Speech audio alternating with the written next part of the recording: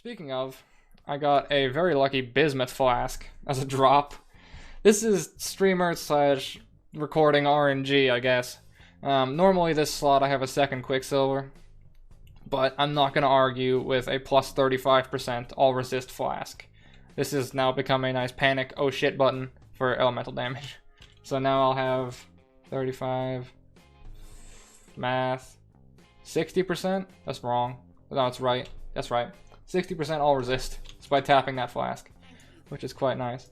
Okay, now if you click on Navali here, after we find her in the climb, she will go to the main town in Path of Exile. That is the chick that you turn in the silver coins that I was talking about earlier, too.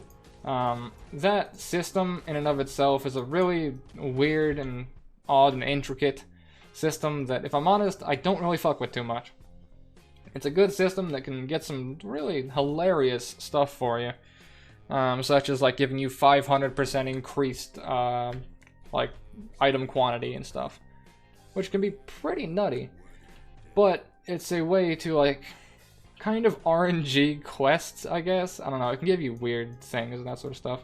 We'll cover it when we get to it, but honestly, just click her, make sure you unlock her, and then if you get a silver coin, just stash it, and we'll get to that when we get to that, because it can be very deep and very odd.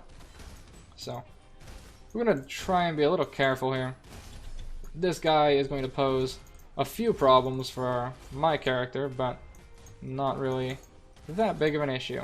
Now, the reason I say that guy would have posed a few problems was he was frost-based, which means that we got hit with a debuff up here called Chilled, which makes it so that we, we attack slower, which, having already a very average speed two-handed weapon, would slow me down to a snail's pace worth of damage. We actually got some pretty nice upgrades from this guy. So, one other thing is I have two items worth identifying right here. I have a chest piece and I have my new weapon that could potentially be something good for me. If I want to identify multiple items at one time, shift and right click on a scroll of wisdom, you left click and it will keep it in your inventory like so, or in your like hand, which means you can identify both pieces. If I want to just identify one, right click it, and then you'll lose it, right? I can't identify anything else, and it goes to the pickup hand. And we actually got pretty decent items, if I'm honest. So that's, by default, better, because higher armor value and life regen. Life regen's really nice, really good. At least for the moment. Flat life regen becomes pales in comparison to percent life regen, because percent scales on your maximum health, but 1.1 life regen will always be 1.1 life regen. 1.1% could be, if you have 100,000, could be 1,000 life regeneration, right? Just quick math. Go for percents in Path of Exile. It's the game of percent. I promise you that. Okay, that's a massive damage upgrade, so we're going to take Ground Slam, throw that in there. We're going to take Ruthless, throw that in there. And we're going to take a Ruthless Protector, put it in there. And we're going to throw that fella on. Now we can't link those together, which kind of sucks, but we can give it Onslaught because, you know, why not? It'll level up because it's in there, and that'll be good for us. Now, a lot of people will be asking, oh, why are you leaving stuff on the ground? Don't you want to take stuff? You said you needed the loot and stuff earlier. Also, weapon attack speed. This is a 1.20 attack speed weapon. I can feel it. That's the reason that I brought that up. I can physically feel the attack speed being slower. So, you know, weigh the pros and cons. And weigh your decisions of what type of build you like playing. Do you like one-shotting a pack? Or do you like having a faster attack speed, but maybe taking 2 hits to a pack, right? Because when I can physically feel slower attack speed, that is an achievement, first of all. But something to be of note. What was I saying before? Right, why I'm dropping stuff. I'm not dropping stuff, but leaving stuff. Now, I talked to you before in the first episode. I don't know which part we're at right now. It might be episode 2. It might be one giant thing. But I talked to you at the start about loot filters. Now, I'm very used to my loot filters that I've kind of tailored to myself, which hide useless shit, to put it lightly. A lot of items in Path of Exile, when you're looking for endgame tier stuff, are equated to useless shit. So as a result, I know what's like good, what's a good base item, which is like the item itself, say my current axe versus the stone axe I was using before. That's what I was talking about, right? There's the pop-up, we're nowhere near it, we can use that to path. I know which items are decent bases, and as such I'm opting for those. So even without having my loot filter on, which will automatically make good bases and good items like bigger for me to make sure I notice them, I can pick out what's good just by name. One other thing that you'll kind of be able to see is that you can see a few different things looking at these sort of drops right here. You can see right there, right beside that, let me kill this bastard, that that's a 2-socketed item, right? Just because of that, you can see that that's 2 blue sockets. So if I'm looking for that base, but I don't want, say, but I want a certain setup, I can use that to eyeball it before I even pick it up. I don't have to pick it up or mouse over it and go, oh, it's 2 blue, and it's not worth anything anymore. And as a result, I can just kind of eye it and keep going. Of course, the loot filter can do that for you, and the loot filter can factor in if it's the right colors. If you set it up to be like, okay, give me a jade chopper with 3 red, hide everything else, right? That jade chopper's not worth it. It's because I looked at the colors. I was contemplating grabbing it because it's a jade chopper, and that's what I have right now. So it could have been an upgrade. I hit my bismuth because it's normally my other quicksilver keybind. That was smart brain. I looked at that going, okay, if it's red, red, red with 3 links, it'll be worth it. I'll pick it up. But then I looked at it again and I was like, no. And as a result, I was able to eyeball it without even having to look at it and realized it wasn't something that I ended up needing. There was something else that I was going to do. All right, yes. I grabbed an orb of transmutation earlier. Now, the thing about transmute orbs is you can save them, you can use them the moment you get them, that sort of stuff. It all depends on what you need. Okay, this is going to be a pain in the ass.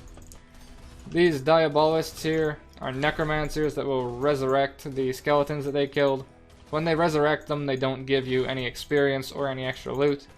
The first thing I thought was, can I just kill the resurrected enemies over and over and over for XP? No, you can't. You can't do that. So just make sure you kill the necros so they don't sit there for a long ass time resurrecting things over and over and over again. Okay, this is a shrine. If you played Diablo at any time, you'll know what a shrine is. Essentially, you click on it and you get a cool buff. In this case, we get replenishing for 45 seconds, which regenerates mana life and mana for a decent amount of time. Okay, this is the Strongboxs right here. This, you click on it and it will give you 3 packs of monsters to fight at one time. Now, these are actually upgradable. If I wanted to throw on a Orb of Transmutation, I could actually make this Strongbox from a white Strongbox to a blue Strongbox. If I had one to make it rare, I could put it on here and make it a rare Strongbox. Now, what I was talking about earlier with rolling gear, with transmutes, alterations, and augment orbs to create the exact piece of gear you want, you can do that same thing with Strongboxes to get the exact type you want. There is multiple types of Strongboxes that you can get. This is just a base one that will just spawn enemies, and that's all you really get. You get some loot at the end of it. It's like an experience box, essentially. But there's one, or the notable ones are Diviners and Arcanists. If you get either of those, don't click them automatically. Take a moment, check your inventory, or go back to town. Because what you want to do is get your transmutations, augments, and alterations, and roll them to give you notable stuff. The reason I say that is Diviners is a divination card box, which can be very valuable and very useful, and Arcanists is currency. So you spend a little bit of currency, or a little bit of like the weaker currency, for a chance to get something really good if you roll it well. What you want to aim for with the added rolls and stuff is you want to get increased number of items. It can go generally like up to 8, and I don't settle for less than 5 when I'm rolling a Strongbox like that. Because just on principle, the more items that drop of that guaranteed type are more chances for it to be ultra high tier. Which is, of course, something we want. We want high tier currency to be able to use for a plethora of different things when it comes to late game.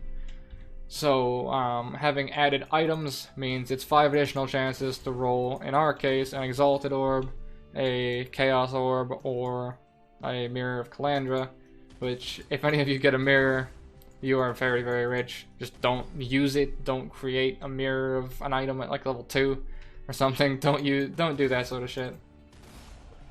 Because if you get anything called an Exalted Orb, or a Mirror, or even a Chaos Orb, honestly, don't use it at low levels. Those are the types of currency that you want to keep for very, very end game.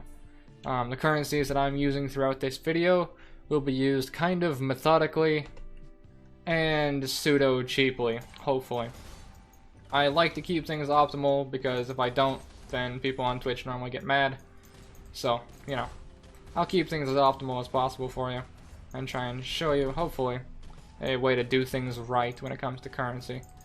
And I'll also show you what it's used for later on down the line, because there's a lot of different things that you can do depending on if you're in solo self-found like I am right now for the showcase of this, of course, or if you're in Standard League. Because if you're in Standard League, you can just buy an upgrade. Because there is trading in Standard League, as opposed to games like Diablo and that sort of stuff, where it's strictly solo self-found because of the auction house problem and stuff that they had, where they just turn off trading entirely, unless it's in your own party, of course. You can actually trade in this game, and there's a real money auction house as a result. Well, not auction house, but there's yield and Korean gold sellers have made their way into Diablo 3, or not Diablo 3, Path of Exile. And they're very vehement when they try to do their job. Now, I even got messaged by one site that said, "Hey, do you want to sponsor us?" Or not sponsor us, but be like a sponsor, or be sponsored. Words are hard when I've been talking for 45 plus minutes. And I looked at it and I was like, this is bannable. I'm good. Like, I'm good, thanks. That's not the type of image that I want to put forward, you know? And especially to, like, newer types of players who come in and they go, "Oh, I can drop like a $5 and I can get full geared. That's fine, right? Because this guy's promoting it." Yeah, no. No. And they weren't even offering me money or anything. They were like, "Yo, you want to promote this bannable thing for free?" Like, no. So yeah, moral of the story, because I haven't found the boss. I just found the boss. Is don't buy from real money trading websites, because they're not good. Not the good. And they're either from some hacked kid's account, or it's some Korean kid who sweats like 12 hours a day playing Path of Exile, farming the same thing over and over, or it's just fucking botted. Okay, welcome to the first boss that you're going to fight in Path of Exile. We've seen zone bosses before, but this is an actual boss with actual, like, major mechanics that can kind of fuck you up. So make sure you put in your skill points. We have a few more to put in. So I grabbed those. Brutus does some fire damage, so grabbing this could be of note. But I'm going to go and get life and Heart of the Warrior. You give a ton of maximum life. My health just went up from 284 to 350 by getting that node right here. Now you may be at around this point, you may be higher than I am, you may be lower than I am, but kind of follow the same path if you're going for the same type of character, or just kind of prepare yourself. Now, I showed you why I grabbed Ancestral Protector beforehand, but he's going to come in very, very useful in this fight. Now, we're not there just yet, because I realized exactly where we were. They're going to give us a little bit of lore, and then essentially you just walk around here, and you go to the boss fight. There's really nothing of note here. I still don't know why this exists. Maybe just lore reasons, but when we get into this boss fight, the boss itself hits decently hard if you don't have any life regeneration or you're not geared to a certain standard. It's not really a difficult boss, but there are a few mechanics that you are going to want to pay attention to. Of course, I showed that when I get to the bastard, but he should be right up here on my left. There we are. Let's go in through here to the Warden's Chambers. And welcome to Brutus. So first thing we're gonna do, put our totem up and kind of kite him to maximum range of our ground slam. Move out of the spikes, accordingly. And then, because we're kind of kiting to maximum range, we can do this to avoid attacks like that, even though I got hit by it. Move out of the spikes. Make sure to keep your totem up, because it is on a timer, and sometimes we'll die. Move out of his ground slam there. Keep our mana potion rolling. Move out of spikes. This Quicksilver, I actually can't. I see a slam coming, dodge a slam. Put the totem back up. Kind of tank him in totem range so we can keep hitting him. And like so, we have our first boss dead. Alright, we're going to grab that Rustic Sash. He's going to do his little conversation. I can kind of look through stuff, see if there's anything notable. That's not linked. If that was 3 link, it could be good. Oh, let's check it anyways. Ah, shit. Alright, let's drop that. Grab that. The reason I'm grabbing this is because it's unidentified, which means it could roll something better than 2 to 4 cold damage. See what we get. Plus 11 strength. That is actually better, because 11 strength is life and flat damage. So we put this in here. Like so. And whatcha. We can throw that piece of crap on the ground. It's not of any value to me anymore. Now, this item I can't equip, but I can do something else with it, which I'll show you when I get back to town. This item requires dexterity, so when you start to run into issues with a build, right? If you're going for like dexterity based items or something, they will have a requirement for, requires dexterity to equip. Now, with this being said, you can increase your dexterity through alternate means, but if you take out those alternate means, it will lock the gear. So if I take a necklace that gives me plus dexterity, I can put these on, but if I take that necklace off, I instantly can't use it anymore. This also means that if I put on a piece that has plus on itself, and I take the necklace off, it still locks it out. You can't, like, shenanigans your way around it, like you used to be able to do in Diablo 3 and stuff. You can't do that, it'll just lock up the item, and you will be very well fucked. So don't do that. And be careful with that sort of thing. Now, one thing about this item is you'll see the exact color setup that we've got going on here. I'm going to identify it so it sells better, but that will become relevant in about 3 seconds. I'm going to identify this belt, see what we got. Strength, Reflect, it's okay. Strength is good because it's bonus max life, and Strength max life is max life, so that multiplies with the bonuses we had in the skill tree already, right? This sort of lingo by this point should be making sense to you if you've been paying attention the whole time. I can say things like, does the plus strength max life get affected by percent max life? And that sentence, strung really fast together, to a new player is just sat there like I'm speaking fucking Chinese. But if you've been paying attention through the past however many cuts I've done this into, that should make perfect sense to you. If not, maybe pay attention a little bit longer and go back and have a look at some of that sort of stuff. Okay, so that's better. Just flat off, higher implicit, strength, etc, etc. Now we're going to go through Prisoner's Gate, and we are going to go back to go to the waypoint here.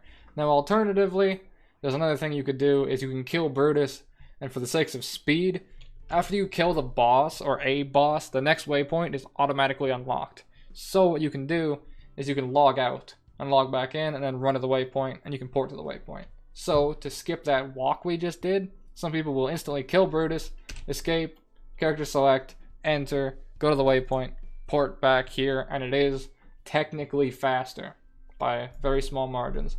Now I don't care, but I just wanted to explain that on principle at this point. Okay, so we're going to go back to town. We're going to turn in to Tarkley, and I think I'm going to call it for this session, as I've been going for about 2 hours, and I need to be able to talk for tomorrow's stream. So now we're going to talk to this guy, and we're going to be able to grab Leap Slam, our very first movement ability, which is so damn good. It doesn't feel as good as Diablo 3's Leap, but it's getting there. It's getting there. A few more changes to it, and I think Leap Slam can just feel exceptional. So we're going to grab that, put that in that place. Now, if you wanted any of the other stuff that he sold, remember you can go to Nessa or the Mage in the town, and you can literally buy it. Now, I would buy Warcry, or like Rallying Cry, but it's not the one that I want, or the one that I care about, so I'm not going to do that in my current case. I'm going to put that on my movement skill key. This is mapped in my brain ever since I've been a WoW player. I have certain things on certain keys. My heroic leap on my warrior, since like 2010 or something has been on my R key. So all of my movement skills de facto to that key. That's just for me and my setup. Alright. We talked to her to hand in our other quest. I just closed the window, but that actually gives me something else to show. If you close the window and you're like panicking, like, oh shit, did I just lose the reward? Click on her, go prison reward, like so, and you can bring it back up like that. And then you can see what affects what. Fire damage affects everything, so we take that. Voila. Okay. Now what I was talking about with this right here is we can do our first foray into vendor recipes.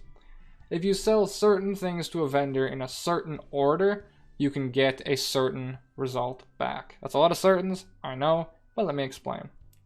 This item in particular is red, green, blue, which means when I sell it to a vendor, I get one chromatic orb. And notice how that's red, you know, red, blue, green, etc. Right? Yeah, so if you sell an item like this, you'll get a chromatic orb back, which is why having a loot filter is nice, because I can highlight out these items. So not only do I know how to look for, just mentally, how to look for items that are useful to me, I can start snap looking at packs of stuff to be able to figure out what sells for what. Like if I can sell that for, if I can sell it for a chrome, if I can sell it for, the primary one that I normally do is 7 jewelers, which is if you sell a 6 socketed, not 6 linked, but 6 of these sockets on an item, which is generally a chest piece or a two-hander, because that's all it can be, you'll get 7 jewelers orbs, which I talked earlier about jewelers and how they can change the number of sockets and increase stuff on it.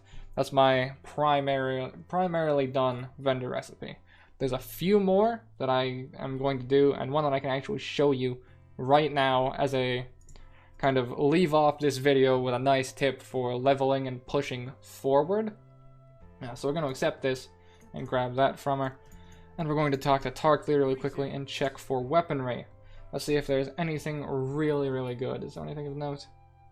17 to 27, 17 to 35. I don't have the dexterity to use that yet, which kind of sucks. I have anything of note? 15 to 30? 15 to 30 could work for me. Yeah, let's roll with it. Alright. So we are going to grab this. I need to move my inventory around a little. But we're going to grab the two-handed mace here. 1.25 attack speed. Better than 1.20 because slow attack speed is fucking terrible in my opinion. After I press all the wrong buttons at the wrong times, we're going to do something very, very interesting. So, I told you earlier about how you can add mods to stuff, right? You can roll through stuff with alteration orbs, transmutation orbs, that sort of stuff to kind of attempt to get what you want in an RNG factor. What if I told you there was a way to get a very specific roll through a vendor recipe? Now, in our situation, we're using melee weapons. The best mod on a melee weapon is % increased physical damage. I know that goes against what I said earlier of more is better, but weapons don't have more as an option, so I'll take increased, right? More isn't an option, so I'll take increased and added fizz and attack speed and that sort of stuff.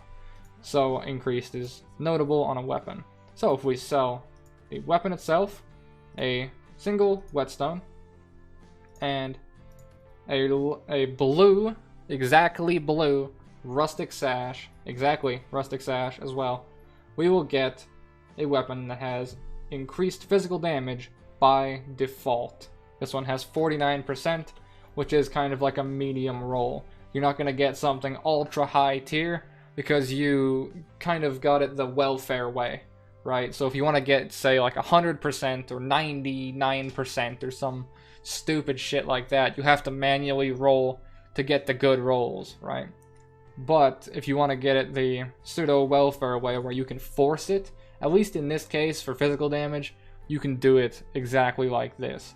Now, another way you can do this if you don't have a rustic sash like this is you can buy a white rustic sash, transmute it to blue, and then sell it in the recipe. You don't need to, you don't need to have it drop like this. You can create the thing you need to then sell it to get what you want.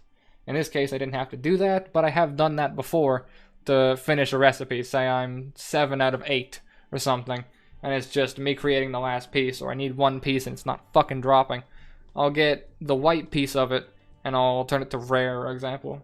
And then I'll sell it with the rest of it, and it'll work and finish off the recipe like so. So, we accept that. It comes back with the exact same quality and the same sockets that you had before.